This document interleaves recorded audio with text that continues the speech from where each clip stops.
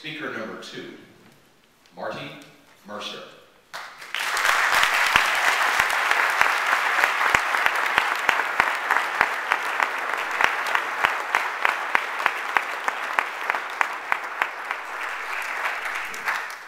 Marty Mercer, my great white whale. My great white whale, Marty Mercer.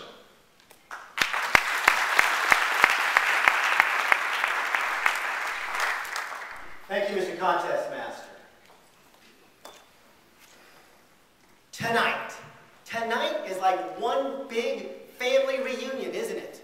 Think about it. We're all family members in here, right? Raise your hand if you're part of this big family in here. Good, because I'm about to share with you my deepest and darkest obsession. You see, I have become obsessed with winning the International Speech Contest. There, I got it out in the open. Whew. Good evening, my fellow Toastmasters, and welcome guests. This speech has become like my very own great white whale. Yes, I'm referring to the classic American novel by Herman Melville.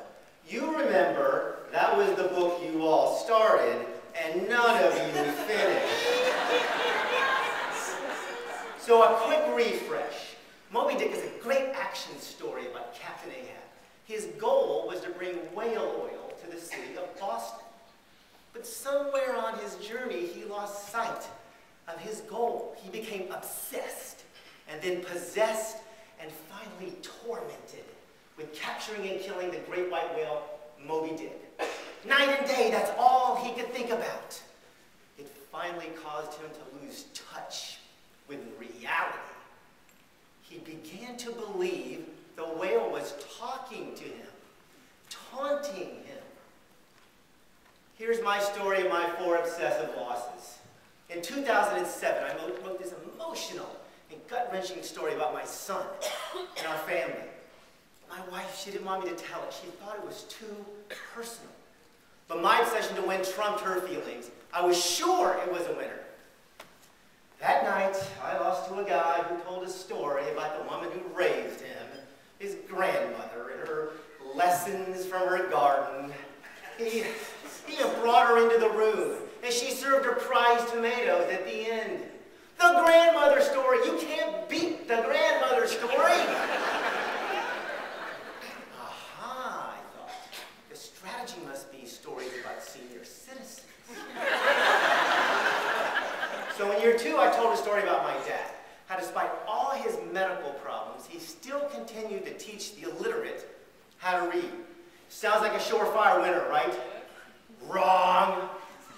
That night I lost to a guy who told a story about his knucklehead cat, Mr. Sneakers. The cat that would act like he wanted to go out the door, and when he would open it, the cat wouldn't move an inch. Like in the middle of the speech, the guy, he faked throwing up a fur ball. Cat vomit. Why didn't I think of cat vomit? So in year 3, I thought knucklehead stories must be the idea. I told a great story about my son and his knucklehead friends on their high school football team. Oh, but my obsession, it got the best of me. I lost focus, and like the game that went overtime, I went over time, running 7 seconds too long. Maybe my family stories were jinxed. I should do somebody else's family. And last year I lost to the story of this inspirational girl who started a nationwide trend of hope and good. No matter how good the 4-year-old little neighbor boy story is, it never beats the do-gooding teenage girl story. I had lost sight of my goal. I was as obsessed as Ahab. But what about you? What might be your obsessions? Are you obsessed with finding the perfect job, only to lose focus with your current employer? Are you obsessed with your looks, always buying the latest products to look more youthful? Are you obsessed with achievement and success, ignoring and isolating your family? You know, sometimes when we climb that wall, we realize it's leaning on the wrong wall. What are the impacts of our obsessions?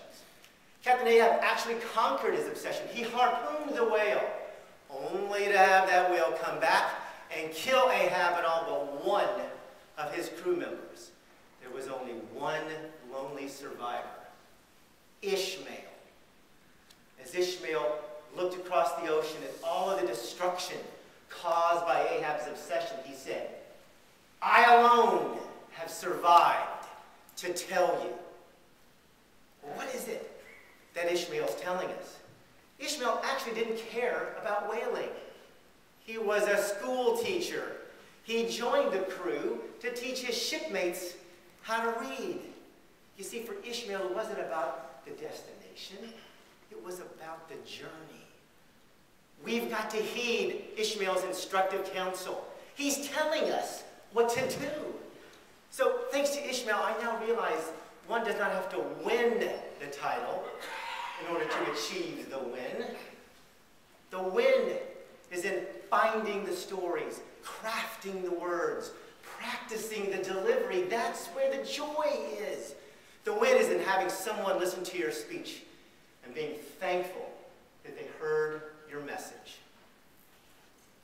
Without Toastmasters, I never would have been able to publicly honor my father. Without Toastmasters, I never would have realized how important faith was in conquering my son's challenge. What I thought had been 4 years of losses are actually victories in disguise. There's our victory. Each speech reminds us of knowledge about ourselves that we've forgotten. Each speech takes us one more step on our climb to self-awareness. I started with Melville's story from 1851. I'm going to close with some lyrics from the pop philosopher Miley Cyrus. Her 2009 song, The Climb. That's right. Hannah Montana's lyrics are going to take us home. There's always going to be another mountain. You're always going to want to make it move. It's always going to be an uphill battle, but sometimes you've just got to lose. It ain't about how fast you get there. It ain't about what's waiting on the other side. It's all about the climb. Ladies and gentlemen, please, don't let your obsessions make your goals into the great white whale for you. Just enjoy the journey and keep on climbing. Mr. Contest.